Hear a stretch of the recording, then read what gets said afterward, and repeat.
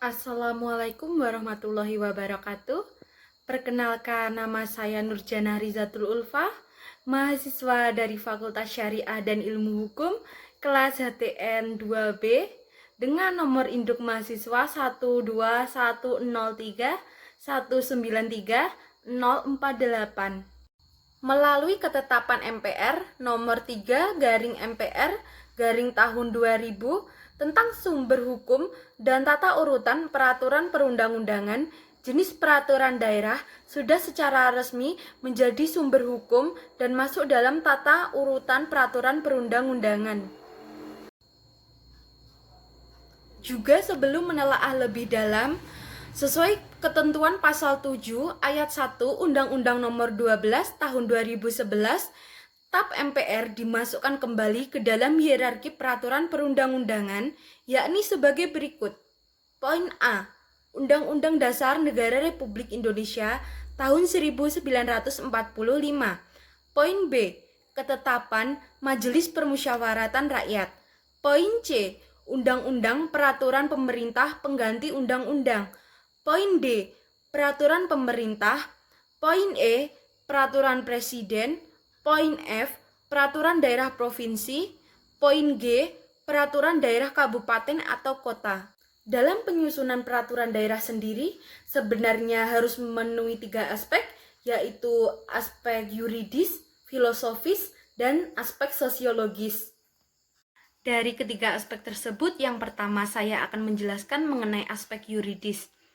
Aspek yuridis sendiri ialah yang bersifat memaksa, jadi pengertiannya ketika sebuah peraturan telah terbentuk, ditetapkan, lalu disahkan, maka seluruh elemen masyarakat diharap untuk dapat mematuhi peraturan tersebut. Selanjutnya ialah aspek filosofis. Aspek filosofis ialah aspek yang mempertimbangkan melalui pandangan hidup bangsa, yaitu yang sesuai dengan Pancasila dan Undang-Undang Dasar tahun 1945. Yang terakhir ialah aspek sosiologis. Aspek sosiologis ini berpacu pada kebutuhan hidup masyarakat. Berkaitan dengan peraturan daerah, pasal 7 ayat 12 Undang-Undang Nomor 10 Tahun 2004 menegaskan sebagai berikut. 1. Perda provinsi dibuat oleh Dewan Perwakilan Rakyat Daerah Provinsi bersama dengan Gubernur. 2.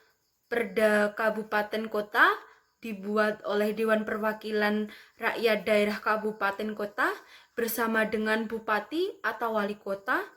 Ketiga, peraturan desa, peraturan yang setingkat dibuat oleh Badan Perwakilan Desa atau nama lainnya bersama dengan Kepala Desa atau nama lainnya. Dari segi pembuatannya, sudah semestinya kedudukan peraturan daerah, baik perda provinsi maupun perda kabupaten atau kota, dapat dilihat secara dengan undang-undang dalam arti semata-mata merupakan produk hukum lembaga legislatif. Akan tetapi sebagai konsekuensi dipertegasnya prinsip pemisahan kekuasaan eksekutif, legislatif, dan yudikatif dalam naskah perubahan pertama Undang-Undang Dasar 1945, maka produk legislatif daerah ini dapat saja bertentangan dengan produk eksekutif di tingkat pusat. Pada jurnal yang kedua, saya mengangkat judul Asas-asas pembentukan peraturan perundang-undangan dalam penyusunan rancangan peraturan daerah. Dalam pasal 5 Undang-Undang Nomor 12 Tahun 2011, dalam membentuk peraturan perundang-undangan harus dilakukan berdasarkan pada asas pembentukan peraturan perundang-undangan yang baik meliputi 1. Kejelasan tujuan, 2. Kelembagaan atau pejabat pembentuk yang tepat, 3. Kesesuaian antara jenis, hierarki, dan materi muatan, 4. Dapat dilaksanakan, 5. Kedayagunaan dan kehasilgunaan, 6. Kejelasan rumusan, dan ketujuh adalah keterbukaan.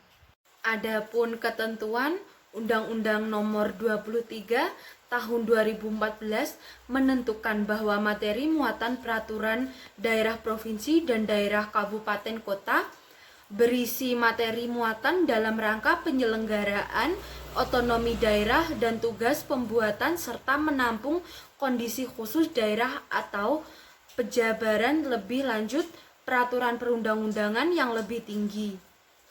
Menurut pendapat saya, sesuai dengan kelebihan jurnal tersebut, saya merasa bahwa jurnal tersebut sudah rinci dan sangat jelas. Sedangkan dari kekurangannya ialah menurut saya bahasa yang digunakan terlalu tinggi, jadi untuk masyarakat luas akan sulit untuk memahami bahasa tersebut.